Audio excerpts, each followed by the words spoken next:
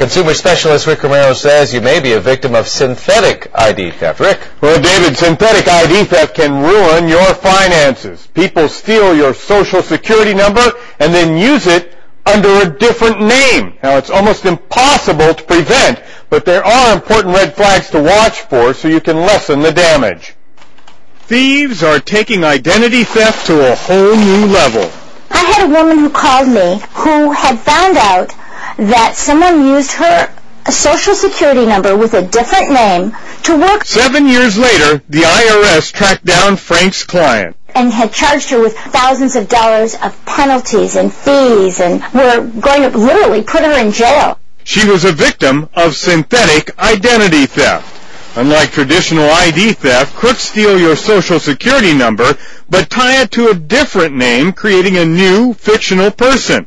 Well, that makes it harder to detect. So it is actually more insidious and more frightening for a victim. The thieves open bank accounts and credit cards, even get jobs, yet it can take years to uncover. Why?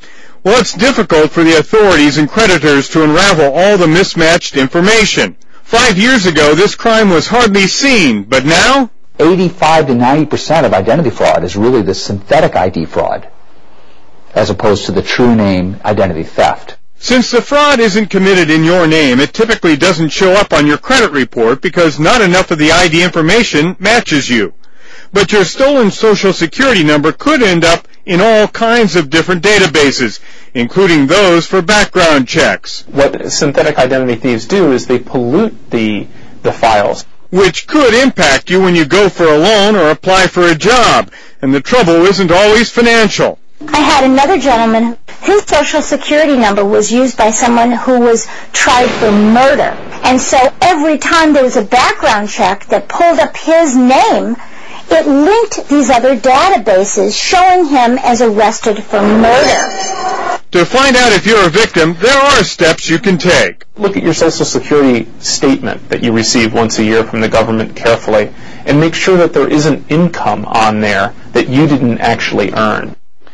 Now, while synthetic ID fraud doesn't typically show up on your credit report, experts say it's still critical to check your report yearly to verify all activity. Ellen and David, back to you. Thank you, Rick.